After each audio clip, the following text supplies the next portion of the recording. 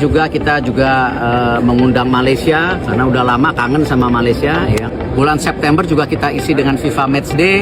Makanya kita mengundang Lebanon, Kuwait karena mungkin lawan-lawan kita juga di round 4 itu banyak negara-negara dari Timur Tengah. Tapi juga kita mengundang Malaysia karena udah lama kangen sama Malaysia ya nggak. Ya kita lihat kalau Malaysianya mau, kalau nggak mau ya nggak apa-apa juga. Malaysia dan Indonesia gabungan 11 terbaik, apa benda ni weh? Kita bukan musuh hari ini. Kita bersahabat. Kita akan membina satu pasukan daripada timnas Malaysia, timnas Indonesia. Kita bantai Argentina. Betul, boleh diadu, bisa diadu. Sikap Federasi Sepak Bola Malaysia akhir-akhir ini menuai sorotan dan kritik tajam dari berbagai kalangan. Bagaimana tidak? Di tengah euforia kebangkitan timnas Indonesia yang semakin diperhitungkan di level Asia, FAM justru menunjukkan gelagat yang mengundang tanda tanya besar. Mereka ingin memanfaatkan pemain-pemain terbaik Indonesia untuk proyek kolaborasi melawan tim-tim kuat dunia. Namun secara mencolok, menolak untuk berhadapan langsung melawan timnas Indonesia sendiri. Ini bukan sekadar penolakan biasa. Ini adalah bentuk keengganan yang sangat kentara, bahkan bisa dibaca sebagai ketakutan. Ketakutan akan kekalahan telak, kekhawatiran akan dipermalukan di depan dunia. Dan lebih dari itu, rasa malu yang mereka bayangkan akan tercatat dan dikenang sepanjang zaman. Bagaimana bisa sebuah federasi sepak bola nasional ingin mengambil manfaat dari kekuatan negara tetangga, tapi tidak punya nyali untuk menguji timnya sendiri melawan kekuatan yang sama? Bukankah ini justru mencerminkan mentalitas inferior yang sangat kontraproduktif dengan semangat sportivitas? Tidak adanya respons terhadap surat resmi undangan laga uji coba dari PSSI menjadi bukti konkret dari ketidaksiapan mereka. Malaysia tidak menolak secara terang-terangan, namun juga tidak memberi konfirmasi. Mereka memilih diam, sebuah sikap pasif-agresif yang justru mempertegas posisi mereka. Ingin untung dari kekuatan Indonesia, tapi enggan menanggung risiko berduel langsung.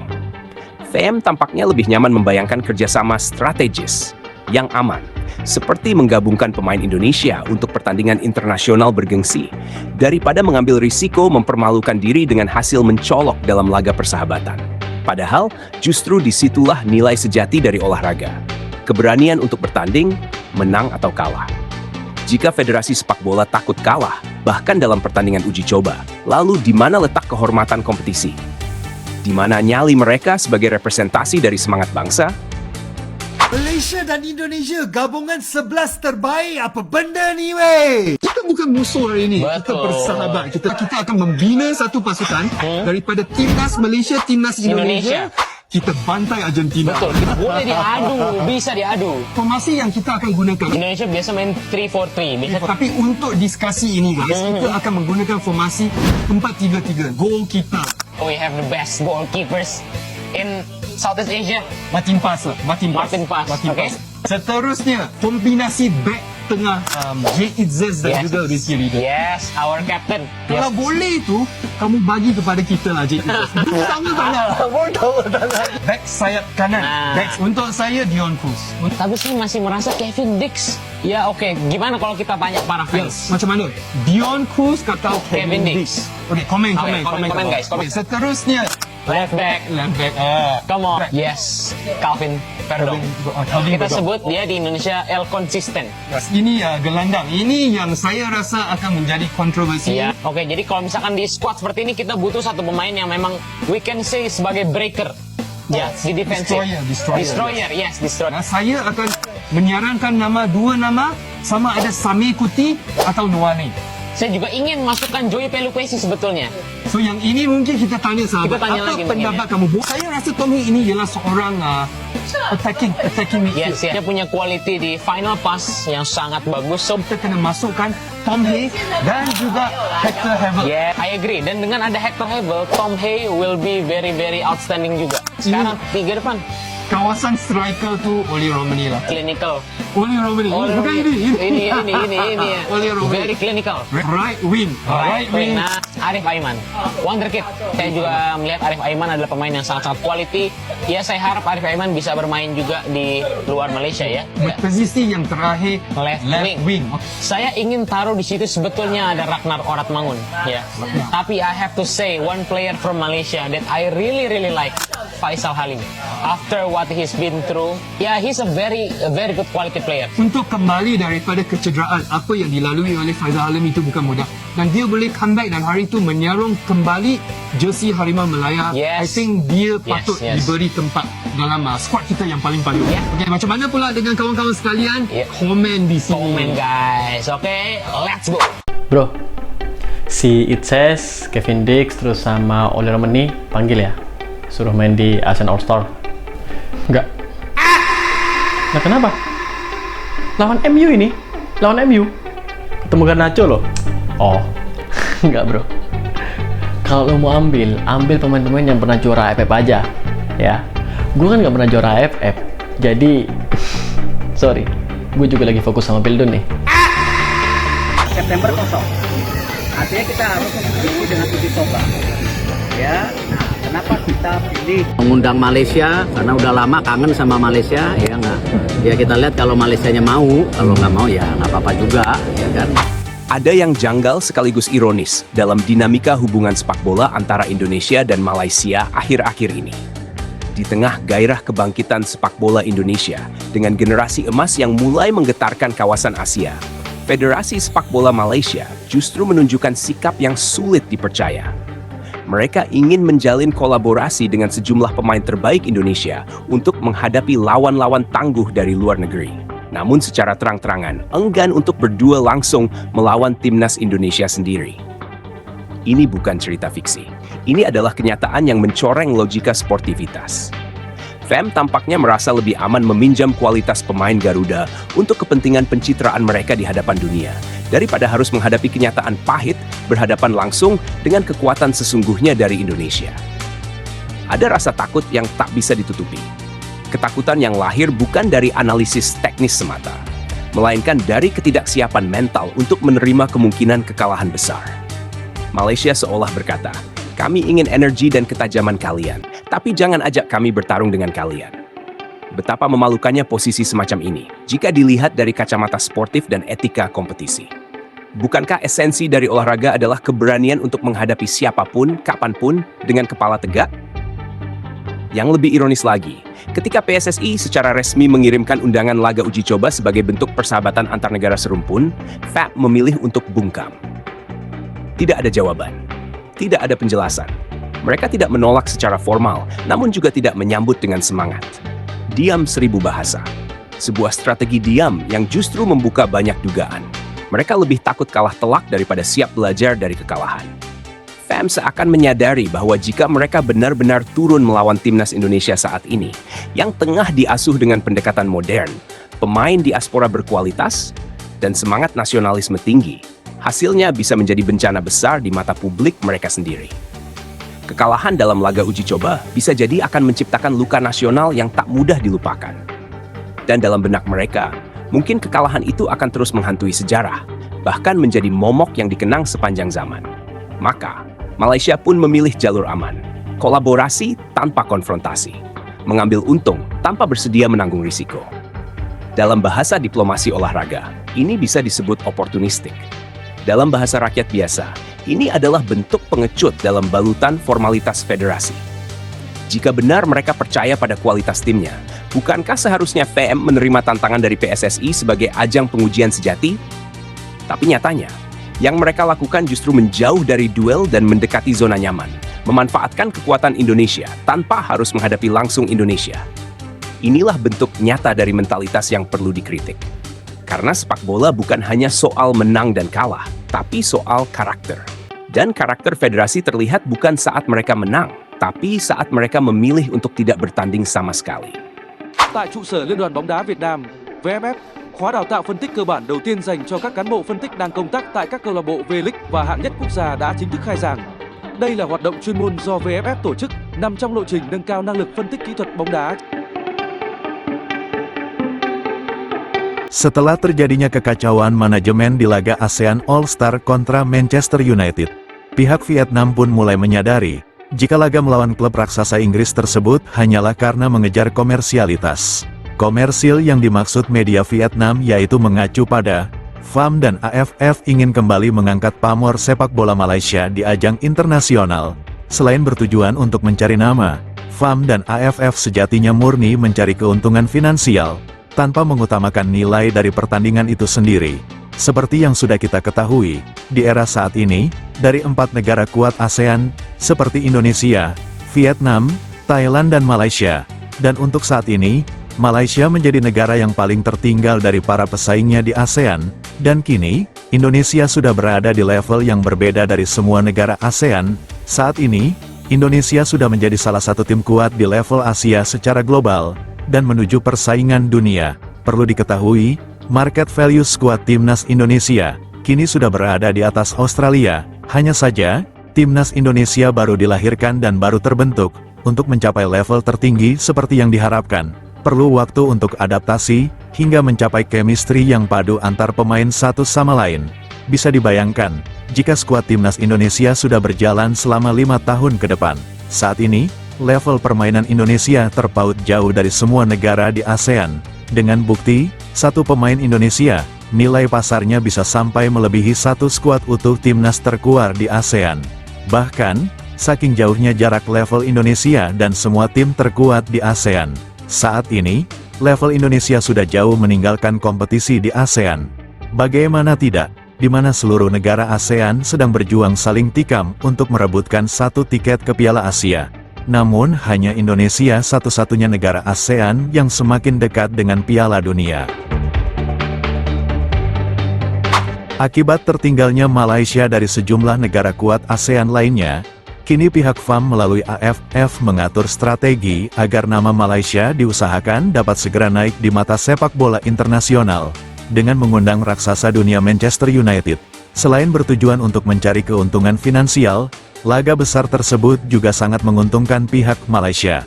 Dari agenda laga, yang dianggap hanya sebatas komersial semata, saat ini, pihak Vietnam mulai merasakan murka atas maksud FAM yang dinilai egois. Mereka dianggap hanya mementingkan federasinya sendiri, namun justru menumbalkan negara lain, tanpa ada tujuan memajukan sepak bola ASEAN secara menyeluruh. Pertandingan ASEAN All-Star kontra MU, dinilai akan menguntungkan pihak tertentu, sehingga, agenda yang diprediksi akan meledak tersebut itu akan sangat sulit tercapai, bahkan berpotensi batal digelar. Laga yang tanpa dilandasi rasa tanggung jawab dan tidak disertai profesionalitas bagi pihak terkait, disertai sejumlah pemain bintang Indonesia yang tak bergabung. Sejumlah masalah di atas menjadi faktor utama kekacauan agenda laga tersebut. Akibat rancuh dan begitu kompleksnya masalah yang terjadi, hingga berdampak buruk pada nama besar MU, alih-alih akan menjadi laga yang spektakuler, yang akan diminati banyak stasiun televisi untuk membeli hak siar, menarik minat banyak sponsor hingga penjualan tiket yang dibayangkan akan ludes terjual. Prediksi hingga ekspektasi tinggi tersebut sudah terbayangkan. Tentu, hal itu sangat menguntungkan bagi MU untuk menutupi finansial mereka. Namun pada faktanya, nama besar klub raksasa dunia tersebut justru tercoreng akibat dampak dari kesalahan manajemen FAM dan AFF yang dinilai tidak profesional. Dan kini, semua itu benar-benar sedang terjadi. Berikut kutipan media Vietnam yang menyangkut tujuan FAM dan AFF. Pertandingan ASEAN All-Star versus Manchester United. Hakikatnya hanya laga persahabatan yang mengandung unsur komersial yang sangat kuat. Agenda itu hanya sebatas mencari nama sekaligus keuntungan finansial pihak tertentu. Terlihat jelas, sepak bola Asia Tenggara tidak tertarik dengan pertandingan ini, terlebih bagi pemain bintang Indonesia. Level mereka bahkan setara dengan para pemain Manchester United, yang mana mereka juga kerap tampil di Liga Champion Eropa. Itulah yang dikatakan media Vietnam, dan 3FN, media tersebut juga menambahkan, mereka akan sulit mengharapkan laga ini menjadi keuntungan yang besar, sebab, semakin kesini, niat mereka semakin terlihat jelas. Ketahuilah pertandingan ini hanya bersifat komersial, mencari nama sekaligus mencari keuntungan finansial, tanpa ada tujuan lain yang lebih profesional. Pungkas media Vietnam, dan 3FN.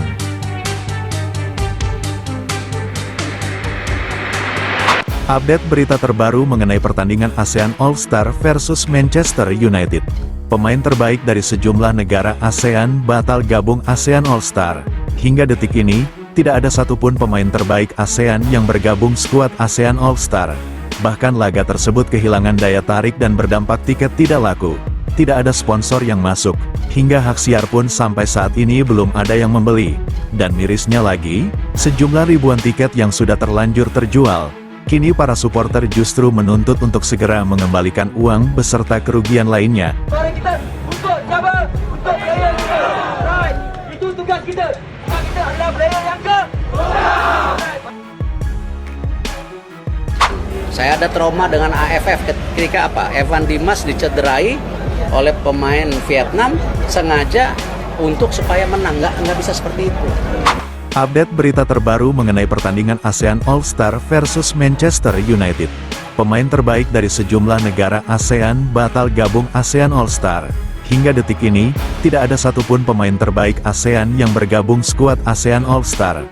Bahkan laga tersebut kehilangan daya tarik dan berdampak tiket tidak laku. Tidak ada sponsor yang masuk, hingga hak siar pun sampai saat ini belum ada yang membeli. Dan mirisnya lagi, sejumlah ribuan tiket yang sudah terlanjur terjual. Kini para supporter justru menuntut untuk segera mengembalikan uang beserta kerugian lainnya, untuk menghindari resiko yang jauh lebih besar. Sampai di titik ini, kedua belah pihak, antara AFF dan manajemen MU, tengah mendiskusikan untuk mencari kesepakatan perihal pembatalan agenda laga tersebut. Terlepas dari pembahasan mengenai kesepakatan pembatalan laga uji coba tersebut, sejatinya manajemen MU juga merasa sangat dirugikan. Bagaimana tidak, jika agenda laga itu dibatalkan, maka secara otomatis nama baik MU justru akan tercoreng dan akan jadi berita hangat di seluruh media dunia. Tentu, hal itu sangatlah merugikan bagi pihak MU. Histori perjalanan klub papan atas dunia justru dipermalukan oleh sejumlah oknum tak profesional dari Asia Tenggara, gara-gara manajemen MU yang dinilai justru dijadikan badut oleh oknum yang tak profesional pihak AFF, hingga berdampak pada catatan kelam histori manuver bagi karir klub papan atas dunia itu. Amburadulnya agenda laga tersebut justru membuat perjalanan MU masuk daftar hitam yang memalukan. Bisa-bisanya klub sekelas MU yang sudah malang melintang di elitnya persaingan klub papan atas dunia, namun justru jadi korban AFF. Tentu hal itu bisa saja terjadi. Bagaimana tidak, klub papan atas para legenda sepak bola dunia sekelas Manchester United, dibuat selayaknya mainan oleh para oknum yang tidak profesional. Jika itu terjadi, tentu, pihak MU akan merasa seolah sedang dipermainkan, tak hanya sekedar jadi badut yang akan disorot media dunia. Bahkan, sebab pengambilan keputusan yang salah dari pihak MU, mereka seolah langsung menerima tawaran FAM dan AFF tersebut, tanpa mempertimbangkan banyak faktor lain. Gara-gara kesalahan itu, kini MU justru semakin terlihat sedang krisis finansial. Bisa diibaratkan dengan istilah ini, disuruh kerja apapun oke, asalkan menghasilkan cuan.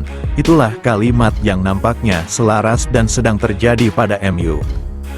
Tak hanya itu saja, saat ini ofisial MU juga tengah terjebak dalam lingkaran carut-marutnya manajemen FAM yang berkolaborasi bersama AFF. Namun jika laga itu tetap dipaksakan, justru akan menimbulkan masalah baru serta kerugian yang jauh lebih besar.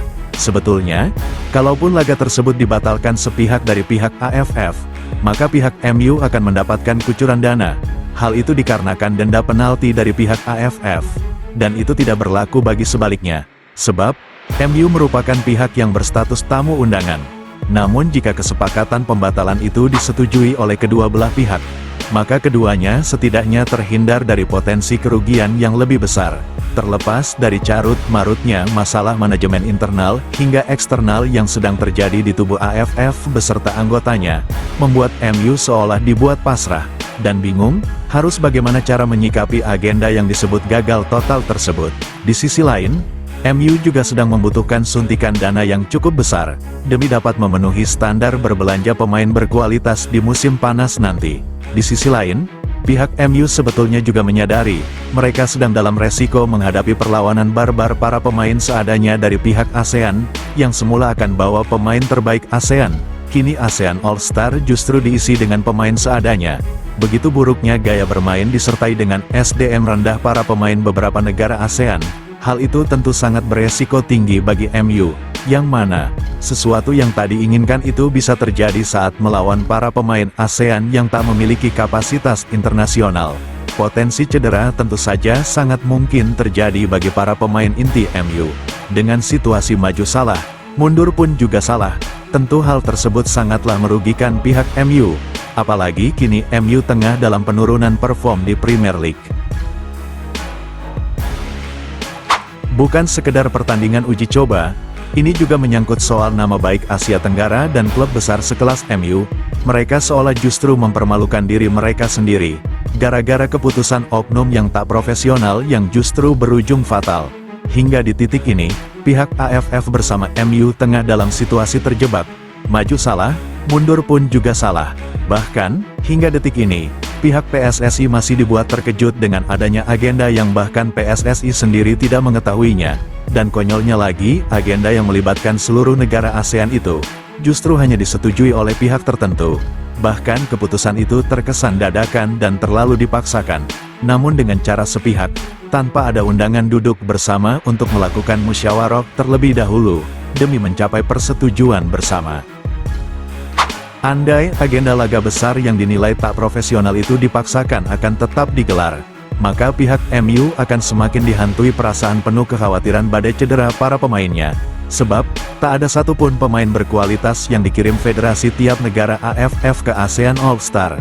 Tentu dengan menghadapi para pemain amatir level Asia Tenggara, hal itu akan sangat merugikan pihak MU. Mereka seolah dihantui rasa ketakutan akan sejumlah pemainnya yang akan dibuat cedera oleh para pemain amatir ASEAN.